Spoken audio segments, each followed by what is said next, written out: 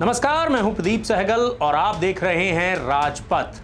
आज हम बात करेंगे देश भर की बड़ी खबरों की, लेकिन सबसे पहले बात उस खबर की जिसने पूरे देश में बवाल मचा दिया है।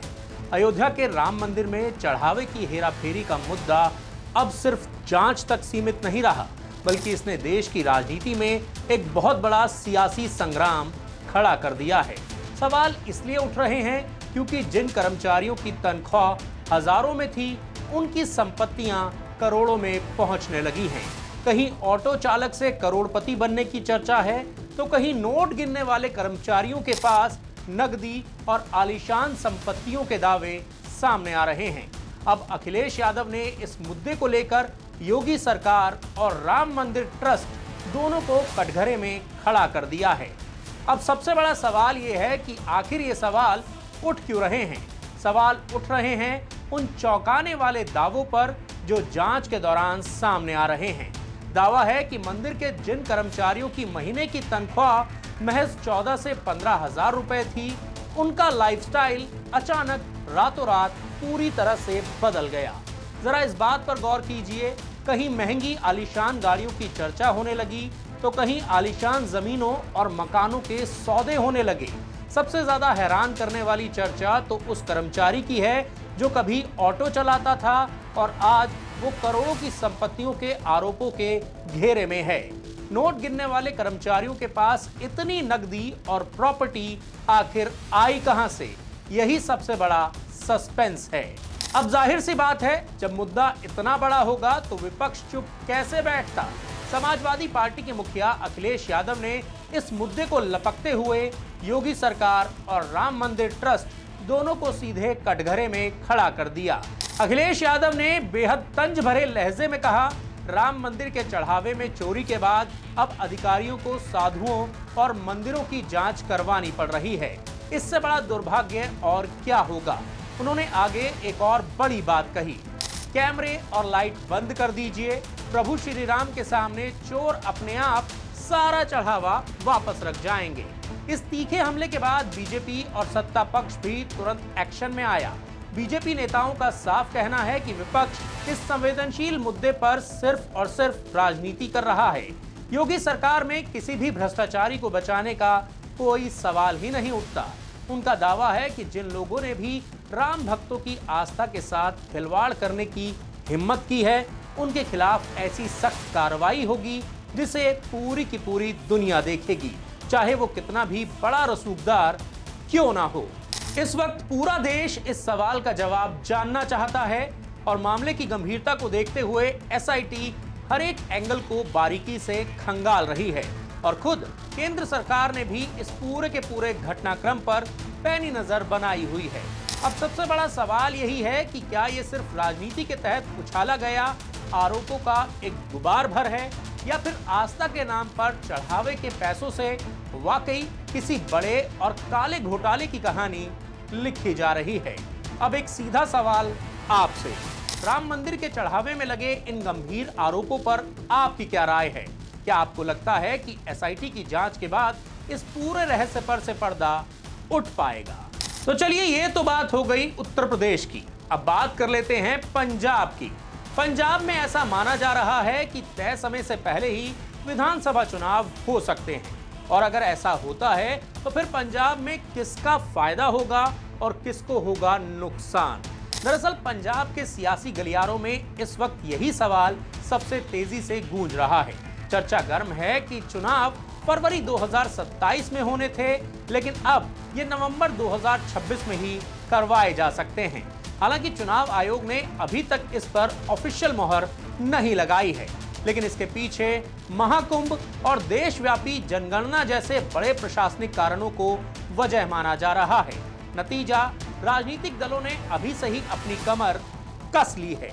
आइए समझते हैं कि अगर चुनाव जल्दी हुए तो किस पार्टी का गेम बनेगा और किस पार्टी का गेम बिगड़ जाएगा। सबसे पहले बात करते हैं सत्ताधारी आम आदमी पार्टी की।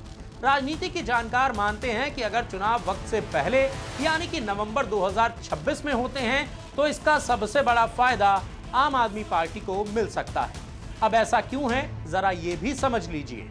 क्योंकि सरकार के खिलाफ किसी भी तरह की सत्ता विरोधी लहर को मजबूत होने का मौका ही नहीं मिलेगा।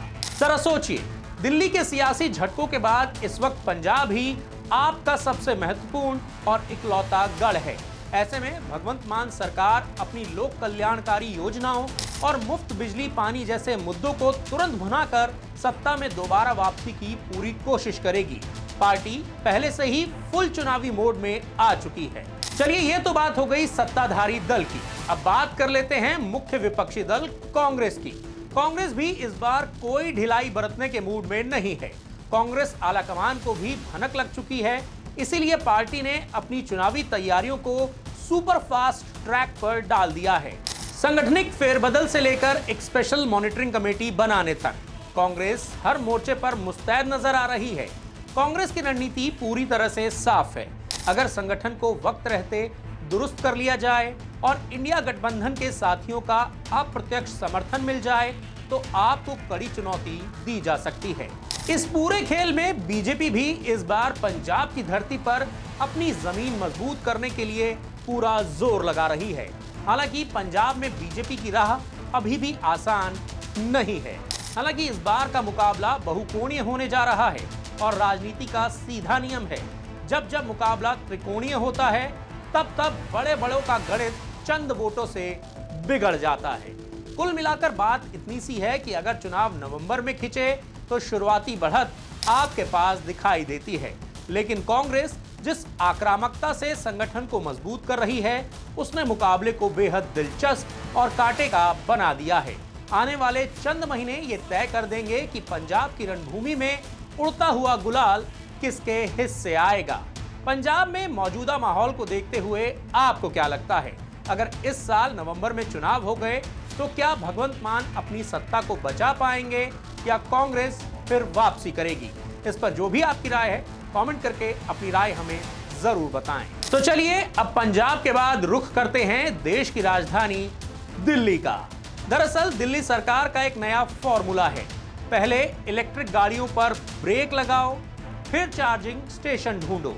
ईवी पॉलिसी 2026 से लेकर 2030 में पेट्रोल दोपहिया और सीएनजी ऑटो को धीरे धीरे विदा करने की तैयारी है। लेकिन जिन सड़कों पर चार्जिंग का इंतजाम अधूरा है वहां इलेक्ट्रिक क्रांति यानी कि इलेक्ट्रिक गाड़ी कैसे दौड़ेगी? सरकार कह रही है कि दिल्ली को प्रदूषण मुक्त बनाएंगे। ये बयान सुनने में तो काफी अच्छा लग रहा है, लेकिन लाख टके का सवाल यह है कि आखिर गाड़ी चार्ज कहां होगी? दिल्ली में इलेक्ट्रिक क्रांति आने वाली है। कम से कम सरकारी फाइलों में तो पूरी स्पीड से यह क्रांति दौड़ रही है। नई ईवी पॉलिसी कहती है कि पेट्रोल बाइक को अलविदा कहिए, सीएनजी ऑटो को भी धीरे धीरे विदा कर दीजिए और इलेक्ट्रिक वाहनों को अपनाइए। ये सब कुछ सुनने में शानदार, लेकिन जमीनी हकीकत थोड़ी अलग कहानी सुनाती है। सरकार का दावा है कि इलेक्ट्रिक गाड़ियों से प्रदूषण घटेगा, ईंधन बचेगा और दिल्ली साफ हो जाएगी। लेकिन क्या चार्जिंग स्टेशन भी उसी रफ्तार से बढ़ेंगे जिस रफ्तार से पेट्रोल वाहनों पर रोक लगाने की तैयारी हो रही है? दिल्ली की बड़ी आबादी फ्लैट, सोसाइटी और किरायों के मकानों में रहती है। वहां पार्किंग की जगह मिल जाए तो लोग खुद को खुशकिस्मत समझते हैं। चार्जिंग पॉइंट लगाना तो अभी दूर की बात है। यानी सरकार कह रही है कि पहले इलेक्ट्रिक गाड़ी खरीदो, चार्जिंग का इंतजाम बाद में देखेंगे। दिलचस्प बात यह भी है कि एक तरफ पूरी तरह इलेक्ट्रिक बनने का सपना दिखाया जा रहा है, दूसरी तरफ हाइब्रिड गाड़ियों को टैक्स में छूट देने का प्रस्ताव है। मतलब ऐसा लग रहा है कि डाइट पर तो भेजा जा रहा है और मिठाई का डब्बा भी साथ में पकड़ाया जा रहा है। ऑटो चालक, डिलीवरी बॉय और छोटे कारोबारी भी पूछ रहे हैं कि नई ईवी खरीदने के लिए सस्ता लोन, ब्याज में राहत और वित्तीय मदद कहां है, क्योंकि सिर्फ सब्सिडी से पूरी लागत नहीं निकलती। ऐसे में आप कह सकते हैं कि मंशा अच्छी हो सकती है, लेकिन व्यवस्था अभी भी अधूरी है। दिल्ली को इलेक्ट्रिक बनाना आसान नारा है, लेकिन बिना चार्जिंग नेटवर्क, बिजली ढांचे और साफ रोड मैप के ये वैसा ही है जैसे पहले मंजिल तय कर ली जाए और बाद में रास्ता खोजा जाए। क्या आपको भी लगता है कि दिल्ली सरकार चार्जिंग स्टेशन बनाए बिना पेट्रोल सीएनजी गाड़ियों को बंद करने में जल्दबाजी कर रही है? अगर आपको ईवी खरीदनी पड़े तो क्या आप दिल्ली के मौजूदा चार्जिंग स्टेशंस पर भरोसा कर पाएंगे? इस पर जो भी आपकी राय है कमेंट करके अपनी राय हमें जरूर बताएं और ऐसे ही दमदार, शानदार और बेहतरीन वीडियोस देखने के लिए हमारे YouTube चैनल द फेडरल देश को सब्सक्राइब करना ना भूलें।